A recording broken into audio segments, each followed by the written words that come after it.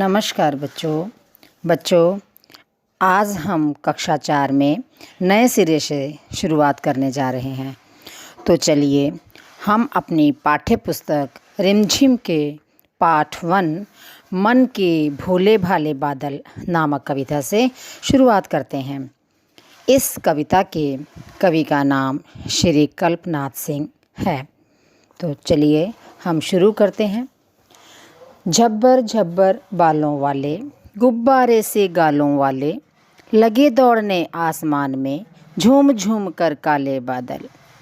कुछ जोकर से तोंद फुलाए, कुछ हाथी से सूंड उठाए, कुछ ऊँटों से कुबड़ वाले, कुछ परियों से पंख लगाए। आपस में टकराते रह रहे शेरों से मतवाले बादल। प्रस्तुत पंक्तियों में कवि श्री कल्पनाथ सिंह जी ने बादल के भिन्न भिन्न रूपों का वर्णन किया है। कवि कहते हैं कि बादलों के बाल झब्बरदार हैं, उनके गाल गुब्बारे जैसे हैं, वे आसमान में कभी दौड़ने लगते हैं।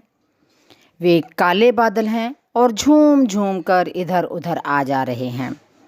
कवि आगे कहते हैं कि कुछ बादल जोकर जैसा पेट फुलाए हुए हैं, कुछ हाथी सी सूंड उठाए प्रतीत हो रहे हैं।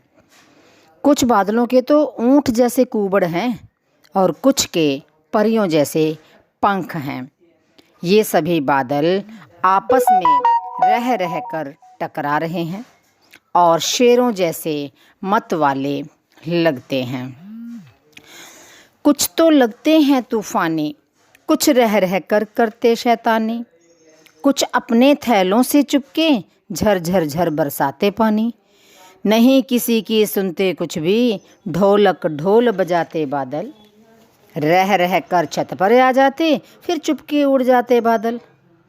कभी कभी जिद्दी बन करके बाढ़ नदी नालों में लाते, फिर भी लगते बहुत भले हैं मन के भोले भाले बादल। बादलों के विभिन्न रूपों का वर्णन करते हुए कवि कहते हैं कि कुछ बादल बिल्कुल तूफान जैसे लगते हैं। वे रह रह कर अपना शैतानी रुख अपना लेते हैं और अपने थैलों में से झर झर झर झर पानी बरसा देते हैं। कवि कहते हैं कि ये बादल कभी किसी की कुछ नहीं सुनते, बस आपस में टकराकर गर्जना आवाज़ करते रहते हैं, जिसे सुनकर ऐसा लगने लगता है कि जैसे वे ढोल बजा रहे हों। ये बादल कभी छत पर दिख जाते हैं, फिर उड़ जाते हैं।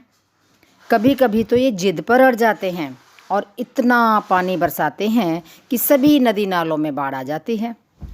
कवि कहते हैं कि इन सब के बावजूद भी बादल बहुत अच्छे हैं। बादल जो हैं वह मन के भोले भाले हैं, यानी वो सरल सज्जन स्वभाव के हैं। तो बच्चों, ये तो थी हमारी कविता जिसको आपने जाना। अगले पाठ के साथ हम फिर मिलेंगे। तब तक के लिए नमस्कार।